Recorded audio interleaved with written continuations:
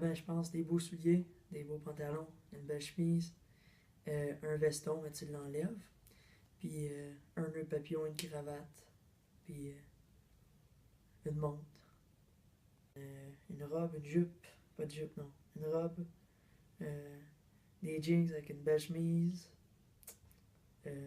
c'est ça. C'est sûr que comme j'engageais souvent des conseillères en mode, j'ai plus d'exemples niveau féminin que masculin parce que j'ai moins passé de gars en entrevue. Au niveau des couleurs, je dirais des choses très très neutres, donc noir, blanc, beige. Sinon, s'il y a de la couleur vraiment comme en deuxième plan, là, pas rien de flash.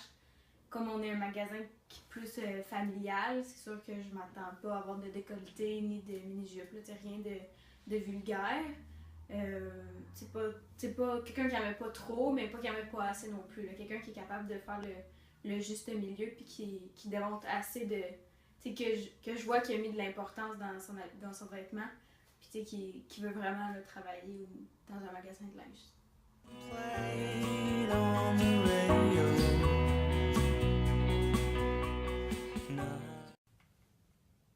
Ben, je pense que si t'arrives avec des sweatpants puis un t-shirt, c'est pas très approprié. Des jeans troués ou des chandails avec des marques de violence et drogue et tout ce qui a rapport à ça. Là. Comme j'ai dit un peu tantôt, tout ce qui est vulgaire, si je vois trop tes seins,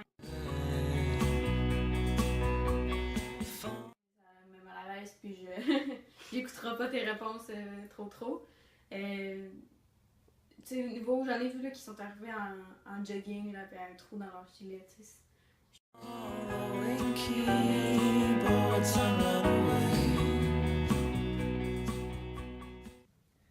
Ben, je pense que c'est la première affaire que tu peux voir chez la personne quand tu te fais interviewer. Si elle est bien habillée puis elle parle bien, c'est sûr que ça peut aider. Mais après ça, les questions, ils doivent beaucoup avoir d'influence parce que les intervieweurs, ils se laissent pas berner juste par l'apparence. C'est ma part aussi en tant que gestionnaire de pas me fier 100% sur qu'est-ce que tu portes, puis essayer de me concentrer plus sur les réponses, mais comme si ton look vole un peu tes réponses, là, c'est pas un bon exemple. C'est sûr qu'en tant que gestionnaire à l'aubainerie, je recherchais des gens qui fitaient plus avec l'aubainerie. C'est sûr que j'essaie de trouver des gens qui étaient plus convenables là, avec le type de vêtements qu'on vendait, le type de clientèle qu'on avait. Parce que les réponses que j'ai dit, ça peut être complètement différent de quelqu'un qui travaille dans un autre type de magasin de linge. Mais je pense que c'est important de s'habiller convenablement, mais en même temps, c'est plus important de se préparer ses réponses plus que de se préparer là, son look. Puis ben, l'apparence, c'est vraiment important parce que quand tu arrives et tu es propre, ben, le patron, il voit vraiment la première impression que tu es une personne bien, tu sais comment bien te présenter et tout ça. Puis après ça, tes qualités puis comment t'exprimer, ben, ils vont venir après. Mais l'apparence, c'est vraiment qu'est-ce qui fait les premiers pas.